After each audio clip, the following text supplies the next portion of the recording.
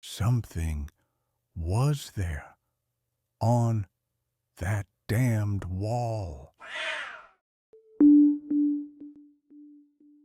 For the most wild yet most homely narrative I am about to pen, I neither expect nor solicit belief. Tomorrow I die, and today I would unburden my soul. From childhood I was noted for docility and humanity. I was especially fond of animals, and my wife shared this fondness. We kept birds, fish, a dog, rabbits, and a cat. This cat, Pluto, was large, entirely black, and remarkably intelligent. He followed me everywhere. I alone fed him. For years, our friendship lasted. But through the fiend intemperance, my character changed. I grew moody, irritable, violent. I spoke harshly to my wife. My pet suffered, except Pluto. At first, I spared him, but even he felt my growing ill temper. One night, returning home drunk from a city bar, I seized him. In fright, he bit my hand. A demon possessed me. I took a penknife and cut one of his eyes from the socket. When morning came, shame touched me briefly, but I drowned it in more drink. The cat recovered, yet fled from me in terror. Soon, the spirit of perverseness took hold. One morning, in cold blood, I slipped a noose about his neck and hung him from a tree in the courtyard behind our building because he had loved me and because I knew it was wrong. That night, the cry of fire awoke us. Our building blazed. We escaped, but everything was lost. The next day, I visited the ruins. One wall remained standing. Upon it, graven in the fresh plaster, was the figure of a gigantic black cat with a rope about its neck. The crowd exclaimed.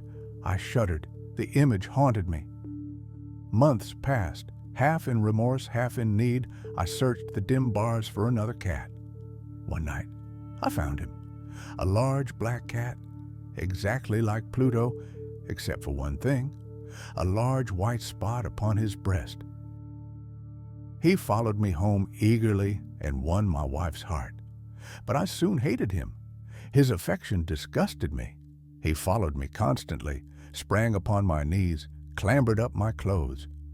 I avoided him, yet dared not strike, remembering my former crime and fearing the beast. Then I noticed the white mark. At first vague, it slowly took shape. It became the image of a gallows. Dread filled me. I could not rest. The cat's hot breath was always upon my face. Its weight pressed upon my heart like a nightmare. One day, my wife took me down to the cellar. The cat followed and nearly tripped me on the stairs. In rage, I raised an axe. My wife caught my arm. Fury overwhelmed me. I turned and buried the axe in her brain. She fell dead without a sound. I knew I must hide the body. The cellar wall, freshly plastered, gave me an idea. I cut a recess, placed her corpse inside, and bricked it up again. The work was perfect. No trace remained. For days, I felt relief. The cat had vanished. I slept soundly for the first time since the murder. On the fourth day, the police arrived. They searched everywhere. I accompanied them calmly, even into the cellar. They found nothing. As they prepared to leave, triumph rose within me. I could not resist.